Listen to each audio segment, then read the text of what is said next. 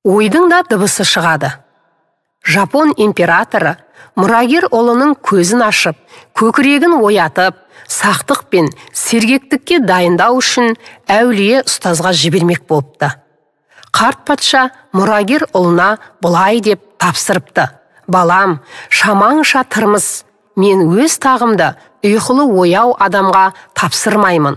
Бұл әке мен баланың өзімшілдігі туралы мәселе емес. Менің әкем мені есімді жиған кезімде ғана өзінің мұрагері еткен болатын. Мен оның ең кенже ұлы болдым. Әттең, екі ағам оянуға қол жеткізе алмаған еді. Ал сен өте үлкен сынаққа тап болып тұрсың. Себебі менің басқа ұлым жоқ. Егер сен оянбасаң, сергек бола алмасаң, патшалық басқа адамның қолына түседі және сен көшенің қайыршысы боласың. Сондықтан бұл сенің өмір сүру немесе өлуіңе тікелей байланысты мәселе». Ол әулие адам менің де ұстазым болғанды. Қазір қартайса да, оның саған ішкі ілімді үйрете алатынын білемін. Әкем қартайды, науқас, қайбір күні ақыретке аттанып кетуі мүмкін. Ол өлмес бұрын менің оянуым керек. Егер оянбасам, мемлекетімізден айырыламыз деп, оған шындықты тура айт. Сенің үнемі есте сақтайтын жалғыз сөзің: егер мен оянбасам, мемлекетімізден және биліктен айырыламын. Ханзада тауда өмір сүретін әулиеге келіп, жағдайын айтыпты. Әулие ұстаз әкесінен әлде қайда көп жас үлкен екен. Қартайған адам екен. Иә, ол менің есімде. Ол нағыз ізденімпаз болатын. Сені әкеңнің жүрегімен қоса терең даналығын мұра ете алатын жас деп үміттенемін дегенде, Ханзада: «Мен бәрін жасауға бел будым. Ал олай болса, монастырды тазалаудан бастайсың. Есіңде болсын, бір нәрсе бар. Мен сені кез келген уақытта ұратын боламын. Еденді жуып жатқан кезіңде менің таяғым кенеттен сенің арқаңа қатты тиюі мүмкін.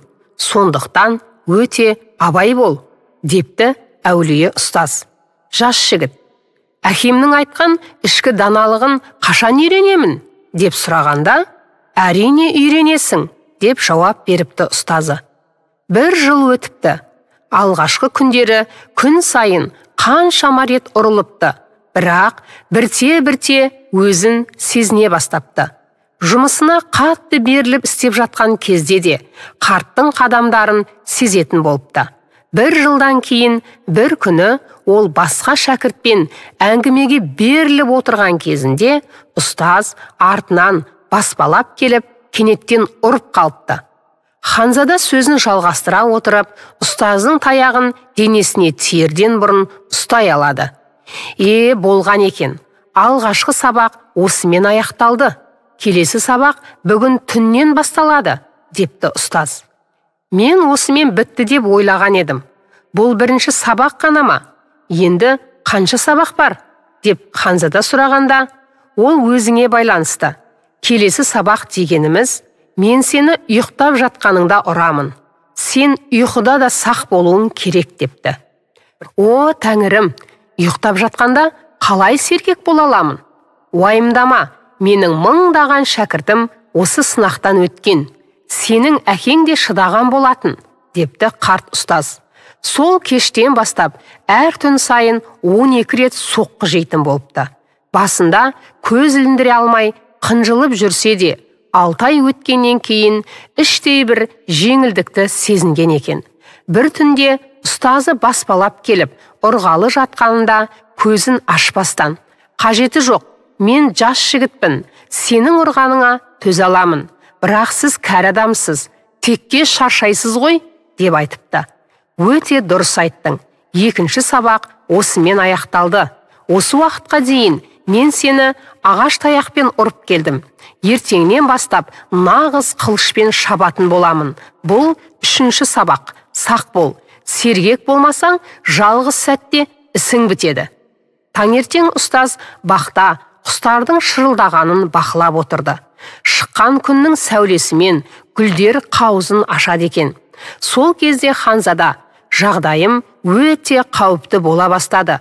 Ағаш таяқ қанша қатты болса да өлім әкелмейді, бірақ нағыз өткір қылыш. Ханзада қанша қылышкер болса да, ұстазы оған қорғануға мүмкіндік бермейді. Тек сақтық қана оның қорғанысы бола алады. Бұл шал өте қауіпті адам болуы керек. 3-ші сабақтан бұрын оның өзі осындай сынақтан өте ала ма екен? Көрейін. Ол менің өмірімді қатерге тігіп жатқандықтан, мен оның өзін тексеруім керек. Таңертең ерте төсекте ояу жатқан жас жігіттің басына осындай ой келіпті. Сол кезде сырттан ұстазы: «Ақымақ, ұялмайсың ба? Сен ұстазыңды қылышпен ұрғың келе ме? Көрпеде мүләйімсіп жатқаның не? Мен сенің ойларының дыбысын да ести аламын», деп ақырыпты. Ештеңе айтпаған, ештеңе жасамаған болса да, ойлар қозғалған кезде заттар сияқты дыбыс шығарады. Толығымен оянған сергек адам сенің ойларыңды да оқи алады. Оны тіпті өзің де байқамаған кезде біліп қояды. Ұялғанынан қызарып кеткен Ханзада ұстазының алдына тізерлеп: «Ақымақ шәкіртіңізді кешіріңіз», деп тәжім етіп, еш ойланбастан 3-ші сабаққа да бас қойыпты. Нағыз қылыш оны одан әрмен қамшылаған екен. Ол айналасының ғана емес, өзінің тыныс алуы мен жүрегінің дыбыстарын да біле бастапты. Үпеткен желмен үнсіз құлаған жапырақтың дыбысын да сезе алатын болыпты. Ұстазы оны бірнеше рет қапы қалдырмақ болса да, қолынан келмепті. 3 күннен кейін оны шақырып: «Енді сенің қайтуыңа болады. Мына сөзімді әкеңе жеткіз. Патша дайын болды». Амантай Тойшыбайұлы, «Жүректе қайрат болмаса» кітабынан. Оқыған Гүлбибі Әбусайылқызы.